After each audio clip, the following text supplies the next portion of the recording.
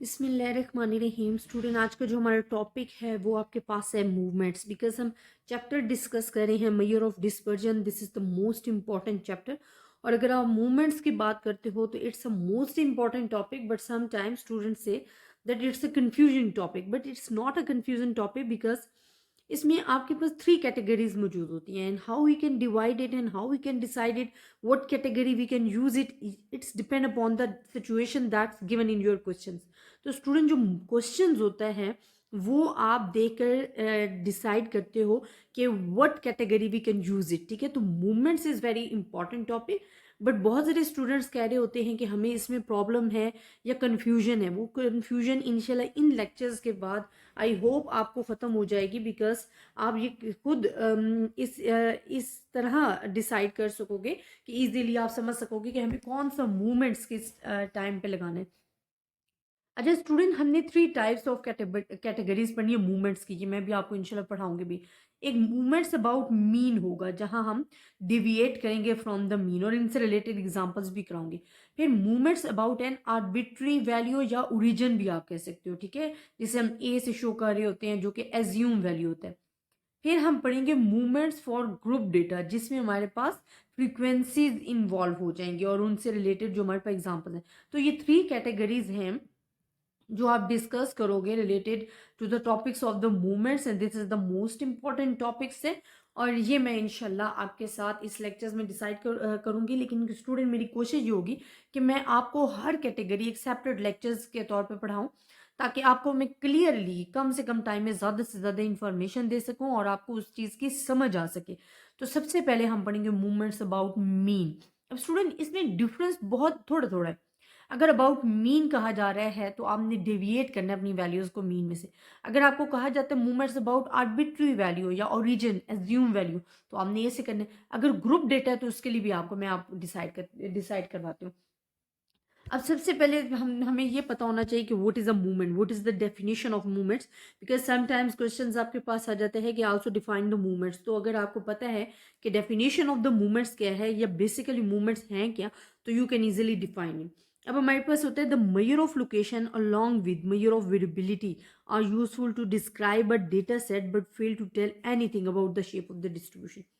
अब वो कह रहे हैं कि जो आप मेजर ऑफ लोकेशन पढ़ रहे हो ना, उसमें आप, अच्छा इसमें आपको कहा क्या जा रहा है, वो कहते हैं the major of location along with major of visibility are useful to describe the data. जो मेजर ऑफ लोकेशन है, मेजर ऑफ लोकेशन जो हमने मेजर ऑफ सेंट्रल टेंडेंसी पढ़ा था, वो हमारे पास क्या था कि सेंट्रल वैल्यू बताता था। मेजर ऑफ डिस्पर्जन में आप विजिबिलिटी जो है वो डिस्कस करते हो, जो डेटा सेट के अंदर होती है, कि आपके जो वैल्यूज हैं, आपके जो ओरिजिन मीन वैल्यू है उससे कितना दूरी पे हैं, तो वो विजिबिलिटी होती है। जो जितना वैल्यू करीब होगी वो उतना ही बेटर समझी जाएगी। तो वेरिएबिलिटी जितनी ज्यादा होगी वो वैल्यू उतनी कम मुनासिब समझी जाएगी, और जितनी वेरिएबिलिटी कम होगी वो उतना बेटर समझी जाएगी। But fail to tell it anything the shape of the distribution. measure of location is useful for finding the variability, but it's not useful for describing the shape of the distribution. For describing the shape of the distribution we are using the movements. तो जो movements हैं वो हम use ही इस वजह से करते हैं because we can tell about the shape of the distribution. तो this is the main topic, या आप कह सकते हो मेन लाइंस जो आपने माइंड में रखनी है कि जो मेजर ऑफ लोकेशन है वो विजिबिलिटी के लिए तो यूजफुल है, जो कि आपके डेटा सेट में पाई जाती है। बट अगर उसको शेप ऑफ द डिस्ट्रीब्यूशन बताना पड़ जाए तो उसके लिए मूवमेंट्स बेटर है। बिकॉज मूवमेंट्स में जब आगे मैं आपको पढ़ाऊंगी कॉर्टोसिस एंड स्क्यूनेस, तो वहां पे हम मूवमेंट्स ही यूज करते हैं।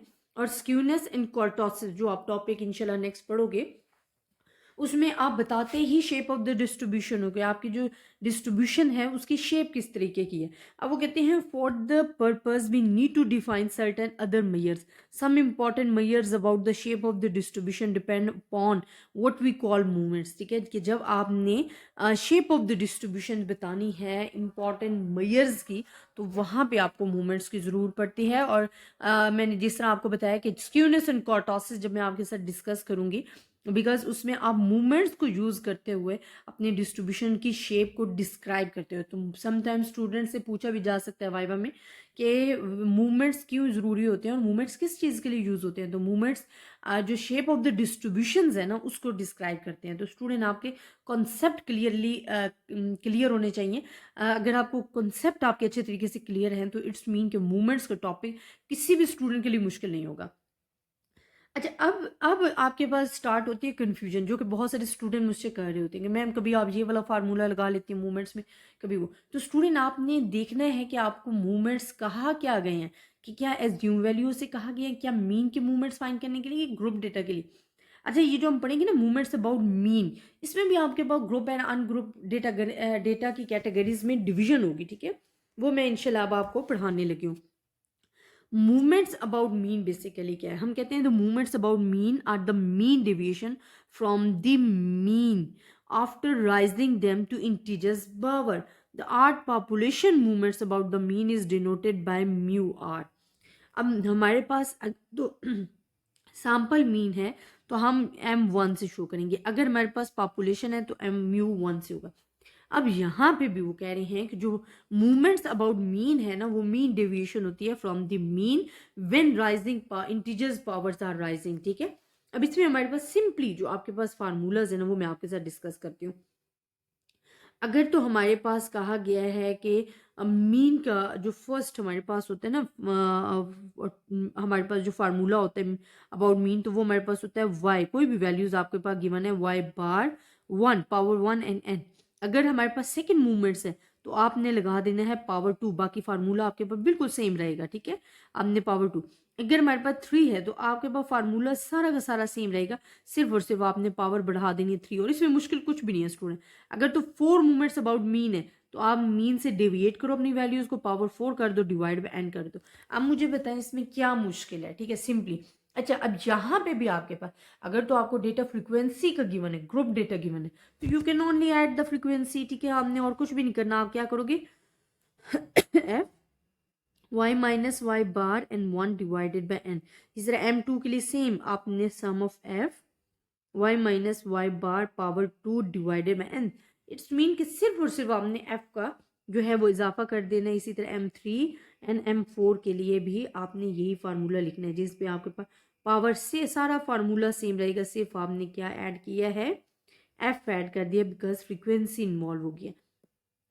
अब स्टूडेंट ये फार्मूला आपने लगाना कहाँ पे है, इसकी मैं एग्जांपल्स भी करवाऊंगी, ताकि आपके जो कन्फ्यूजन्स हैं, जो आप बार बार मुझसे पूछते हो कि मैम हमें मूवमेंट्स की नहीं समझ आती, वो इंशाल्लाह इस लेक्चर्स के बाद आपको ज़रूर समझ में आने लग जाएगी। तो मूवमेंट्स अबाउट मीन क्या है कि जब आपको mean deviation from the mean दे दी जाए after in raising the integers power, तो वो हमारे पास मीन डिविएशन है। आप देखें, अब इंटीजर्स पावर बढ़ रही है ना, 1 2 3 4, तो 4 मूवमेंट्स हमारे पास होते हैं अबाउट द मीन। अगर फ्रीक्वेंसी गिवन है तो ये आपके पास गिवन है। अच्छा, इन्होंने एक और बात ऐड की, कहते हैं first movements about the mean is always equals to 0। What is the reason why we are saying that it's a 0? तो स्टूडेंट, हमने प्रॉपर्टी ऑफ द मीन पढ़ा था कि when we have the deviation observation, जो आपको values given होती हैं उसमें से मीन को डिविएट करते हैं और nothing power we have, it's mean is always equals to 0। अब हम कह रहे हैं कि first movement about the mean is always equals to 0। तो फर्स्ट मूवमेंट्स अबाउट मीन का जो फार्मूला है वो मैंने आपको पढ़ाया ये। अब आपको पता है ये वैल्यू अगर 0 की इक्वल है, 0 डिवाइड बाय n, तो इट्स मीन 0, तो it's always equals to 0, and this is the reason जो कि मैंने आपके साथ डिस्क्राइब कर दिया। Now we are doing the some examples related to this topic, ताकि आपको क्लियरली समझ में आ सके कि मैं आपको जो पढ़ा रही हूँ किस तरीके से। अच्छा, अब एक क्वेश्चन तो हमारा क्लियर हो गया कि जी ये मूवमेंट्स अबाउट मीन के ये फार्मूलाज हैं, 4 मीन, अगर फ्रिक्वेंसी गिवन है तो आपने एफ ऐड करना है। अब आपको कैसे पता चलेगा क्वेश्चंस में कि हमने यहाँ पे मूवमेंट्स अबाउट मीन लगाना है, बिकॉज मूवमेंट्स अबाउट ओरिजिन भी है, movements for the group data भी है, and movements for the mean भी है। अब स्टूडेंट एग्जाम्पल्स मैं आपको करवाती हूँ। एग्जाम्पल आपके पास है 4.16, कहते हैं calculate first 4 movements about the mean for the following sets of marks obtain in the examination 45 32 37 46 39 36 41 48 and 36। This is the marks obtain in the examination है एंड इट्स अवर डेटा है। अब वो आपको कह रहे हैं calculate first 4 movements about the mean. जी हाँ, यहाँ से आपको पता चलता है कि आपने मूवमेंट्स अबाउट मीन लगाने।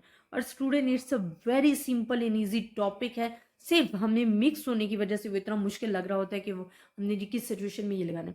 अब सिंपली उन्होंने बता दिया ना आपको कि हमने first 4 movements about the mean लेने हैं। अब यहाँ पे आप सबसे पहले अपना डेटा देखें, क्या डेटा ग्रुप डेटा है अनग्रुप डेटा है? डेटा तो आपके पास अनग्रुप डेटा है because frequency is not involve. अगर फ्रीक्वेंसी इन्वॉल्व होती then we can say it's our group data. अब यहाँ पे स्टूडेंट आपने क्या करना है, देखिए आपको y गिवन हो गया है 45, 32, 37, ये 48 तक आपको y गिवन है। सबसे पहले जो आपको रिक्वायर्ड है वो है y bar, because mean deviation, आप अपनी ऑब्जर्वेशंस को मीन से डेविएट करते हो, माइनस करते हो। मीन आप फाइंड कर सकते हो sum of y divided by n, because group data नहीं है तो फ्रीक्वेंसी इज नॉट इन्वॉल्व। अब आपने तमाम वैल्यूज का सम लेना है डिवाइडेड बाय टोटल n, जो कि आपके पास कितना गिवन है 1 2 3 4 5 6 7 8 9। 9 से आपने डिवाइड करना है। इट्स मीन कि आपने 360 को 9 से डिवाइड किया है तो आपके पास जो वैल्यू आ जाएंगी वो आ जाएंगी 40। अब आपने क्या करना है y ऑब्जर्वेशन में से, बिकॉज y बार 40 आगे माइनस करते जाना है, ठीक है, मूवमेंट्स 1 के लिए। तो वो आपको पता है, अगर अब ये चीज़ जो अभी आपने मैंने आपको बताया ना कि first movements about the mean is always equals to 0, जब हमारे पास एग्जाम्पल्स में भी यही प्रूव होगा कि वो आंसर 0 ही आना चाहिए। अगर 0 के अलावा कोई आंसर आ रहा है तो it's mean you are doing the mistakes, तो आपको करेक्ट करनी होगी। अब y आपके पास क्या है 32 माइनस 40 आप करोगे तो साइन हमेशा ग्रेटर वैल्यू का होता है, तो -8 आ जाएगा। ये देखिए, आप कैलकुलेटर यूज करें, आप इसको सॉल्व करें, आपके पास ये क्या आ जाएगा 0। जब सम करोगे 0, तो जो हमने कहा था ना कि first movements about the mean is always equals to 0, वो हमारे पास प्रूव हो गया। अब सेकंड के लिए आपने क्या करना है कि जो भी आपकी वैल्यूज इनका स्क्वायर लेते जाना है, बाकी तो वही आएगी। थर्ड के लिए आपने क्यूब लेते जाना है, फोर्थ के लिए पावर 4 लेते जाना है, इनका सम करना है। अब आपके पास जो फार्मूलाज थे विदाउट उसके कि आपने फ्रीक्वेंसी ऐड करनी है, तो वो आपने अप्लाई करने हैं। अब देखिए यहाँ पे हमारे पास first movement about the mean is always equal to 0, because 0 है, 0 divided by 9 is always equal to 0। Second में आपने फार्मूला जिस अबाउट मीन, थर्ड फोर्थ आपने वैल्यूज पुट करनी है, लेने आंसर आपके पास आ जाएंगे। तो यहाँ तक आपके पास एग्जाम्पल सॉल्व हो जाएंगे। तो अगर आपसे ये कहा जाता है कि आपने first 4 movements about the mean find करने हैं, तो it's not a difficult task student, simple आपने मीन फाइंड करना है, उसमें ऑब्जर्वेशंस को डिविएट करना है, और आपकी जो इंटीजर्स पावर है वो डिसाइड करेंगी पावर्स के ये फर्स्ट मूवमेंट है, सेकंड मूवमेंट है, थर्ड या फोर्थ है।